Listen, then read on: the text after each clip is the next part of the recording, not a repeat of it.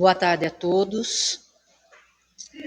Vamos nos harmonizando nesta hora, sempre acolhidos por Joana de Ângeles, e hoje nós temos um debutante, o Ricardo, que assim como nós vemos nos filmes, onde a inauguração de um navio, se quebra uma champanhe, derramando todo este líquido para demonstrar a alegria que todos vão compartilhar naquele momento, naquela viagem. Assim, nós pedimos a Jesus que derrame da fonte viva a água sobre o nosso amigo Ricardo, lhe intuindo cada vez mais, através de seus estudos, que ele possa nos trazer a melhor compreensão do Evangelho.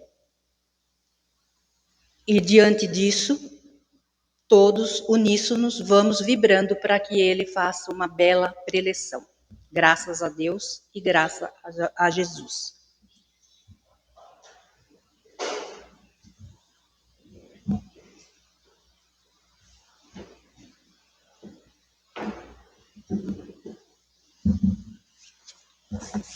Boa tarde a todos. Como a Regina falou, é a primeira vez que eu estou aqui. Não é a primeira vez no centro, mas é a primeira vez aqui em cima. E não é fácil não, mas está tudo certo. O tema de hoje, seguindo aí o estudo do livro Conheça o Espiritismo, né? É o capítulo 5, que fala sobre a reencarnação. E a gente sabe que o tema reencarnação é um tema que separa muitas doutrinas, né? O fato de existir vida após a morte do corpo físico é que diferencia basicamente uma religião de uma outra doutrina, né? E para falar sobre reencarnação e sobre doutrina espírita, eu queria voltar um pouquinho no tempo, traçar uma linha da história, que começa, não vou voltar muito também, pode ficar tranquilos, né? Vamos voltar mais ou menos 500 anos antes de Jesus, antes do advento da passagem de Jesus por aqui, por este plano, pela Terra. Quem falava, a ideia dominante naquela época era o materialismo, né? Basicamente, morreu, acabou. Era isso que se pensava.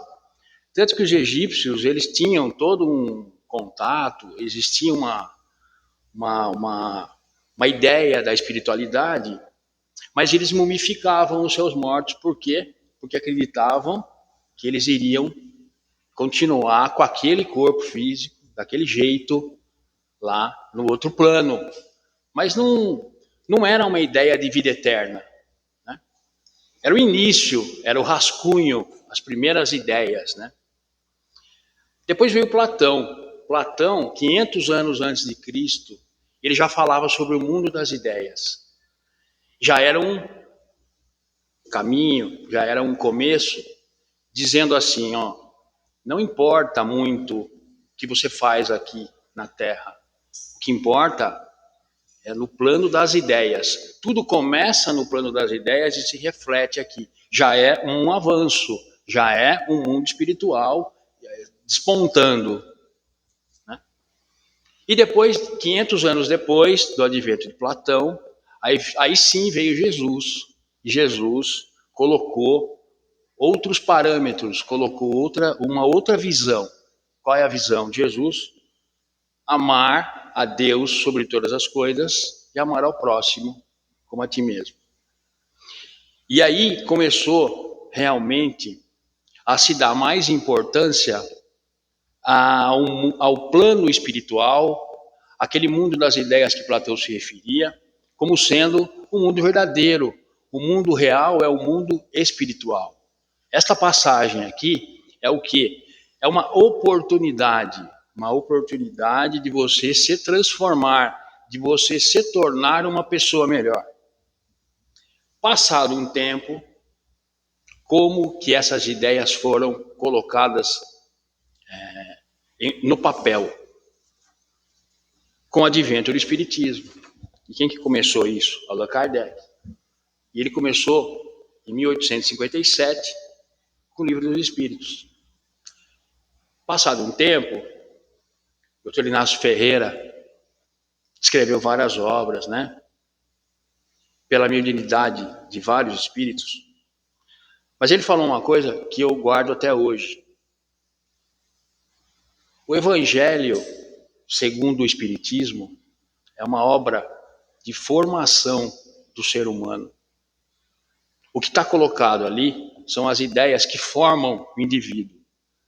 Nós temos no Evangelho o homem de bem. O homem de bem resume e coloca tudo o que... Vamos colocar uma receita de bolo para ficar mais fácil o entendimento. Maneiras de você agir para você se tornar uma pessoa melhor. E o livro dos Espíritos é uma obra de informação, onde você tem ali informações sobre como é a vida após a morte do corpo físico. Enfim, só voltando um pouco então.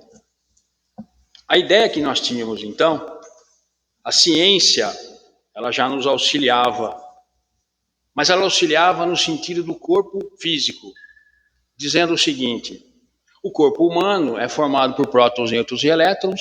Os prótons, nêutrons e elétrons se juntam em moléculas, as moléculas formam os órgãos fazem o corpo físico. Mas não se falava nada sobre a evolução espiritual. Darwin veio, Lamarck veio, darwinismo, lamarckismo falava sobre a evolução das espécies, mas continuava com essa mesma ideia, não muito moderna, de que o físico ele permanece, os átomos se reagrupam, eles não terminam. Mas o espírito, o que se falava do espírito? Para o espírito, Allan Kardec veio e falou assim: para o espírito o que vale é a evolução moral. A evolução intelectual é uma consequência da evolução moral. Portanto que está o homem de bem colocado ali no Evangelho. É esse o principal ponto, então, que ao nós admitirmos que a morte não existe, a gente começa a enxergar a reencarnação como uma oportunidade, uma possibilidade de você se transformar. O Evangelho, o Espiritismo, é o Consolador prometido. E o Consolador prometido significa isso. Meu querido, você talvez não seja como você gostaria de ser, mas você pode se modificar moralmente, melhorar intelectualmente, moralmente. Você não pode mexer na parte física, você pode cultivar o corpo, mas não pode mudar, porque faz parte do processo. E isso não é uma consolação? Talvez eu não tenha o emprego que eu gostaria, talvez eu não tenha a família que eu gostaria, talvez eu não tenha o que eu gostaria de ter materialmente, mas espiritualmente eu posso ser melhor. E o importante nesta caminhada é ser melhor individualmente, ser melhor hoje do que eu fui ontem e não melhor do que ninguém. E não é interessante isso? Eu julgo isso ser o mais importante.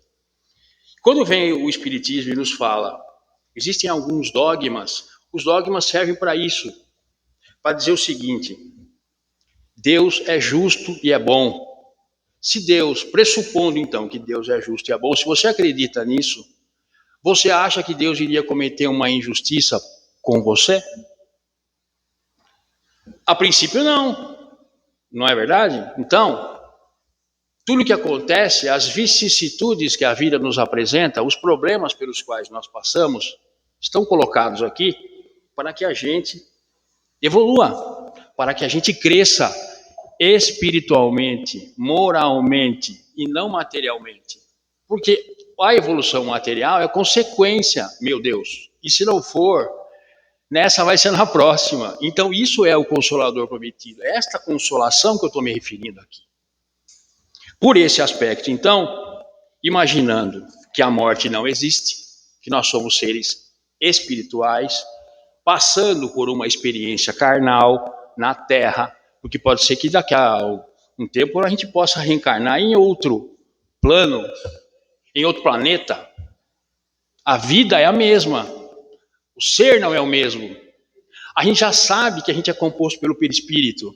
É o perispírito que forma, é a partir do perispírito que formamos o corpo físico. Dependendo do local onde nós estamos, no meio ambiente onde nós estamos, o nosso espírito vai aglutinar a matéria daquele local onde nós nos encontramos para poder fazer a composição do nosso corpo físico. Se você não acredita na reencarnação, fica tudo isso para trás. Tudo isso é desprezado. E aí você acaba falando o quê? Que a vida que vale é a vida hoje. Então aí, o que vale? 1000 anos a 10 ou 10 anos a 1000? Só que o Espiritismo também nos traz, além de tudo isso, ele nos traz uma possibilidade, que chama-se livre-arbítrio. Isso é muito importante. Você pode não acreditar, você pode achar que está errado, você pode discordar, mas mesmo discordando, você tem que respeitar. Isso é muito importante também. Quando você respeita o outro, você está tratando o outro como gostaria de ser tratado. Isso é evolução. É evolução moral. É a evolução a que o Espiritismo se refere. E é esse o objetivo da convivência. Nós convivemos para nos melhorarmos. Seria muito legal, eu estou falando isso porque eu pensei já dessa forma há um tempo. Faz muito tempo já, mas eu pensei. Ah, meu Deus, me dá paciência. Acontece que Deus não vai dar paciência para você. Ele vai dar oportunidade para você exercer a sua paciência. Ele vai colocar situações para você exercer a paciência na sua vida. E vai doer, porque não é fácil. Alguém falou que seria fácil? Quando você foi reencarnar lá, falaram para você assim, vai ser molezinha. Pode ir lá e tá tranquilo. Não. E para a gente passar por tudo isso, a gente precisa fazer o quê? Praticar. Sem prática, não se chega a lugar nenhum. Tanto para o corpo físico quanto para o espírito. Se eu não praticar, eu vou enferrujar. Chico Xavier não falava? A enxada enferruja se ela não trabalha? Ele falava. Jesus falava tudo isso também, então do jeito dele. E o que a gente está vendo hoje? Que a gente pode aproveitar as vicissitudes, as dificuldades, os obstáculos que a vida nos apresenta para nos tornarmos seres humanos melhores. É para isso que serve a morte. A morte do corpo físico, ela vem para isso.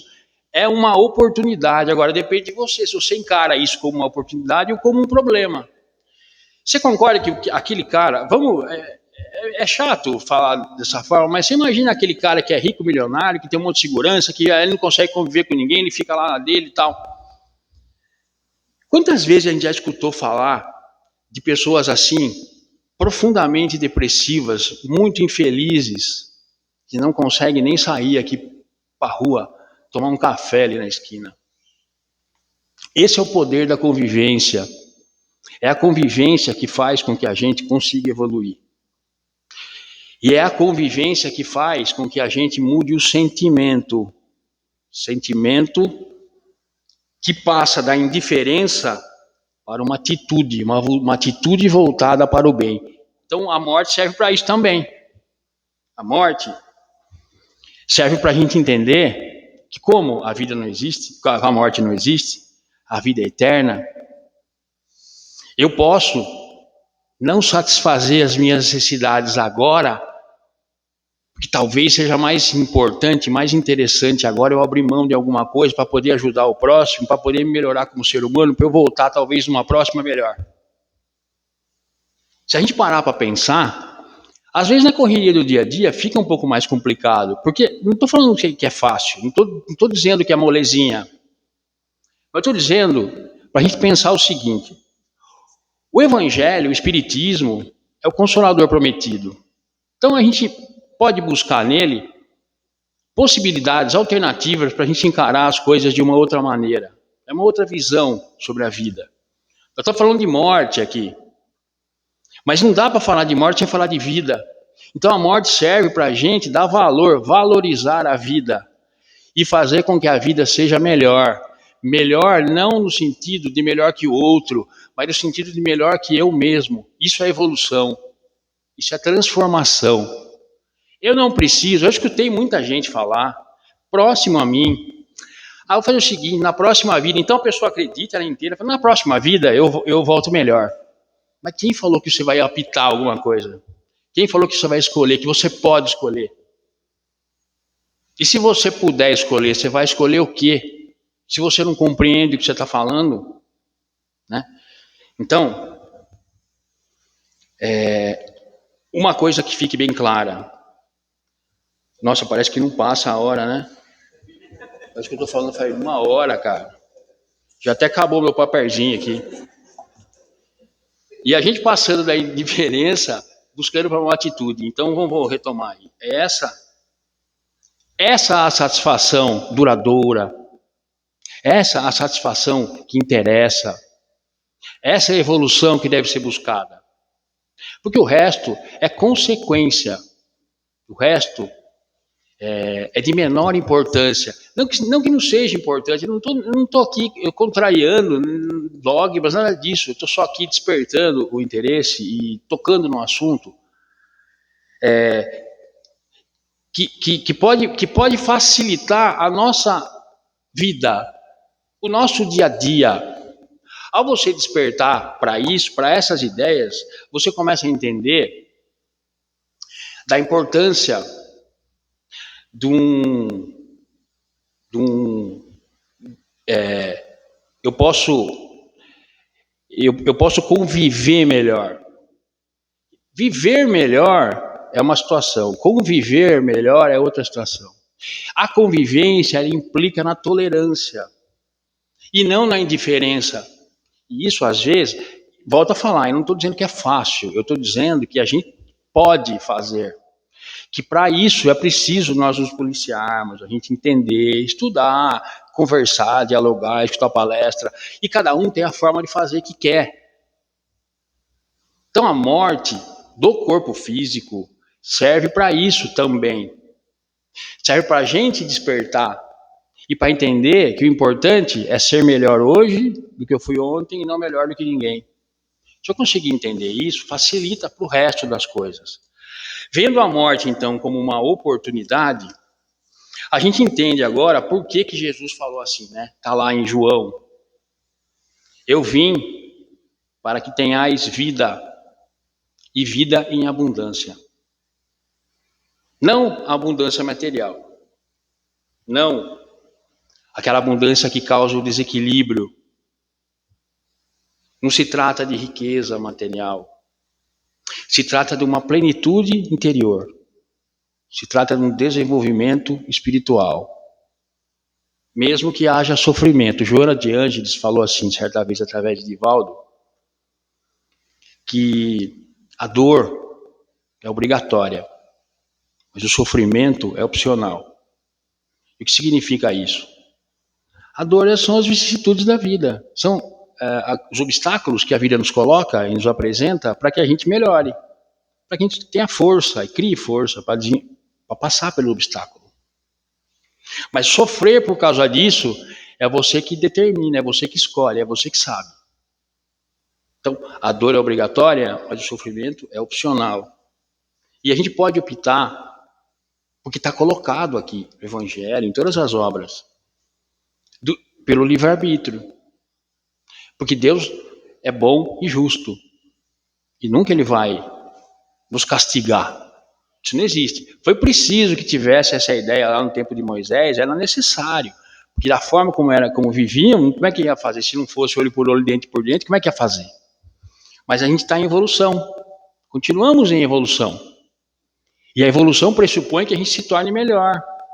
Mas tudo bem se não deu como eu gostaria. Só de eu ter consciência disso já é uma evolução.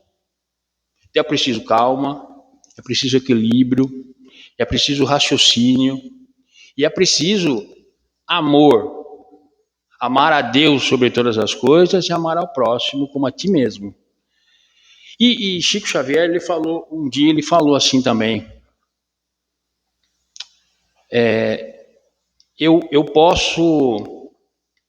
Eu posso não perdoar, tá? Se eu não consigo não perdoar, se eu não consigo perdoar de uma forma real mesmo, eu posso desculpar.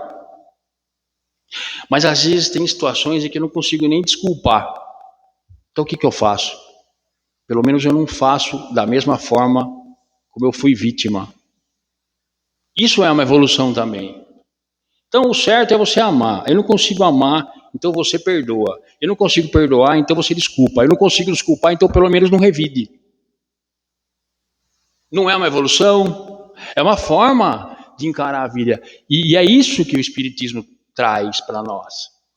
Uma oportunidade de a gente nos tornarmos hoje melhores do que nós fomos ontem. E não melhor do que ninguém. Vocês conhecem aquela historinha? O cara chegou numa... eu acho que era uma dinâmica de grupo, numa entrevista de emprego, né? Na empresa lá, ele colocou um monte de gente sentada assim, numa roda. E ele deu um balão, uma bexiga para cada um. Cada um segurou com a mão direita uma bexiga e com a mão esquerda uma agulha. E o cara falou assim, ó, a agulha serve para você defender o seu balão. Defenda o seu balão. Quando eu falar já, você vai defender o seu balão. Ele falou já, saiu todo mundo que nem louco furando o balão do outro. Ele falou para furar o balão do outro. A dinâmica de grupo era essa, fure o balão do outro. A dinâmica de grupo era o quê? Defenda o seu balão. Não é para você sair por aí atirando em todo mundo. Não é isso? Se a gente pensar nisso então e trazer para o nosso dia a dia, fica mais fácil de entender os ensinamentos de Jesus. Não tem esse negócio de olho por olho, dente por dente. Foi bom naquele tempo. Foi importante, foi preciso, foi necessário, mas agora não é mais.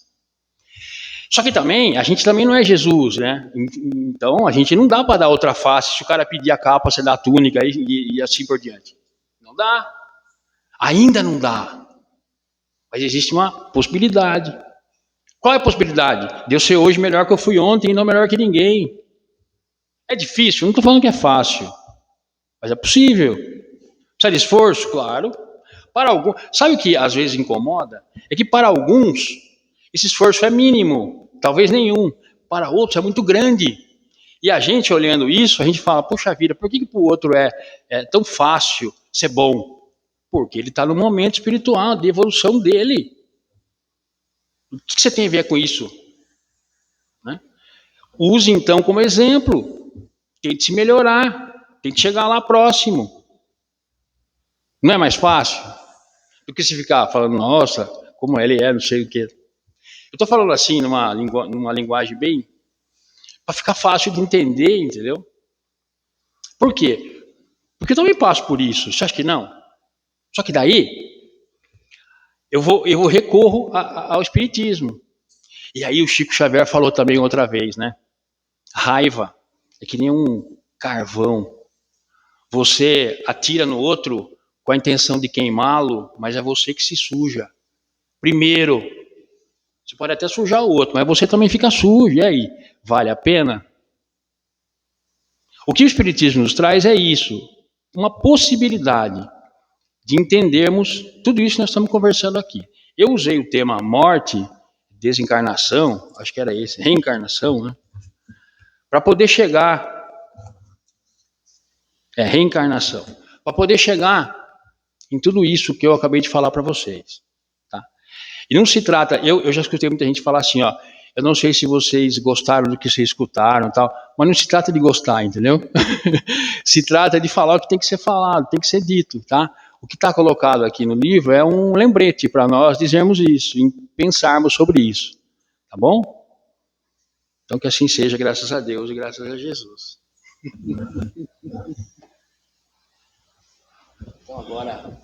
Então vamos agradecendo, né? Sempre agradecer, né? É uma outra coisa que eu venho aprendendo, sabe? Ao invés de reclamar, agradecer. A reclamação, ela ata os movimentos da gente, né? Ela impede que a gente continue caminhando, né? Nós falamos aqui hoje em evolução, em desenvolvimento, em crescimento, né? Enquanto você fica reclamando, você não consegue se melhorar. Enquanto você fica olhando o outro, você não consegue olhar para si mesmo. Enquanto você fica invejando, você não consegue se desenvolver pessoalmente, né? Então, que a gente consiga, volto a falar, eu não estou dizendo que é fácil, eu estou dizendo que é possível, que a gente consiga colocar tudo isso que a gente vê aqui no centro, nas obras espíritas, em todas as obras edificantes, que a gente consiga praticar isso. A prática, ela, apesar de ser difícil, ela é muito prazerosa depois que vem. Mas não é um prazer efêmero, é um prazer real. É um prazer que ajuda a construção do ser humano melhor, talvez até do homem de bem, como está colocado lá no Evangelho, né? Então, que a gente consiga absorver alguma coisa daqui, coloque no dia a dia, nos relacionamentos, na hora que você levanta, até a hora que você vai dormir, e que a gente consiga se tornar hoje melhor do que fomos ontem, e não melhores que ninguém. Que assim seja, graças a Deus e graças a Jesus.